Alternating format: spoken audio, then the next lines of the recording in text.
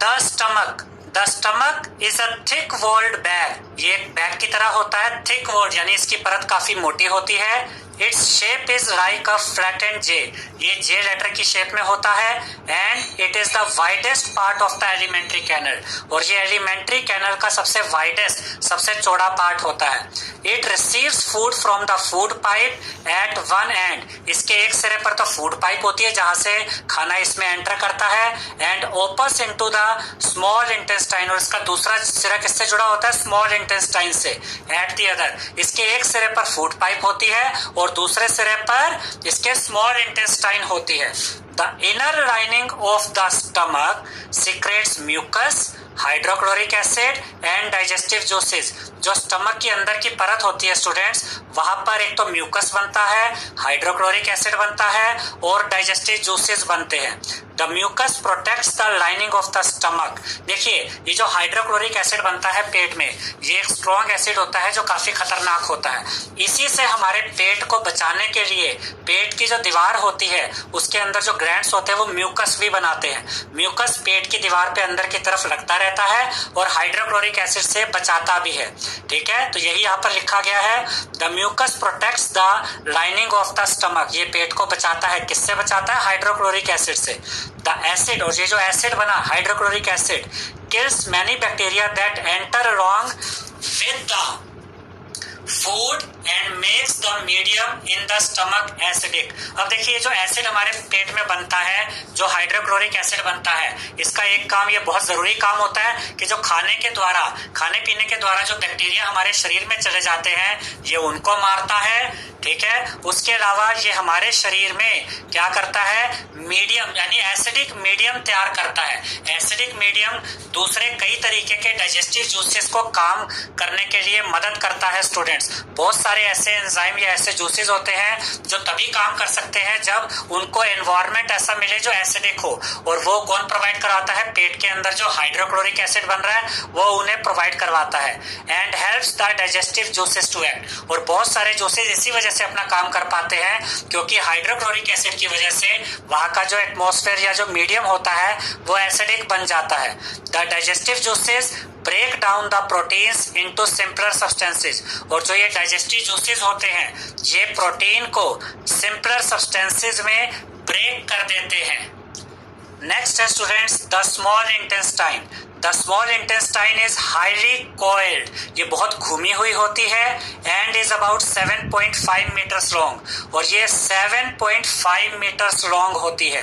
It receives secretion from the liver and the pancreas. Liver और pancreas में जो juice बनते हैं, जो एंजाइम बनते हैं, वो कहाँ आकर काम करते हैं? स्मॉल इंटेस्टाइन में आकर काम करते हैं। इसीलिए यहाँ कहा गया है इट रिसीव्स सिक्रेशंस। ये कौन से लिक्विड्स यहाँ पर आते हैं?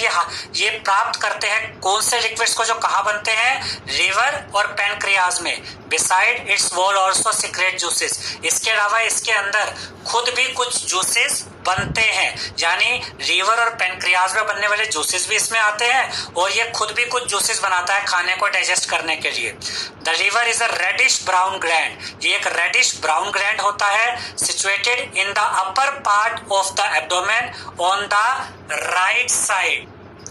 ये हम यहाँ पे आपको डायग्राम की मदद से भी दिखा देते हैं। ये देखिए, ये रहा लीवर, ये लीवर रहेगा स्टूडेंट्स। इसके बाद it is the largest gland in the body. जो लीवर होता है वो हमारी बॉडी का सबसे बड़ा ग्लैंड होता है। इट सिक्रेट्स बाइल जूस, ये जो जूस बनाता है उसको नाम दिया गया है bile juice. That is stored in a sac, sac मतलब एक पाउच या बैग, ये एक पाउच या एक बैग में सेव हो जाता है, कॉल्ड द गॉल ब्लैडर। ये भी आप यहाँ पर चेक कर सकते हैं। ये रहा लीवर और इसके साथ ये देखिए, ये गॉल ब्लैडर है। ठीक है स्टूडेंट्स, अब इसके बाद the bile plays an important role in the digestion of fats. Fats को डाइजेस्ट करने में बाइल जूस का इम्पोर्टेंट रोल होता है। नेक्स्ट हमें कहा गया है the pancreas is a large cream coloured gland located just below the stomach. इसको भी यहाँ पर हम डायग्राम से चेक कर लेते हैं। ये देखिए, ये है पेट यानी स्टमक और उसके नीचे यहाँ पर देखिए ये पेनक्रियाज है। ठीक है स्टूडेंट्स, पेनक्रियाज में बनता है स्टूडेंट्स पेनक्रियाटिक जूस।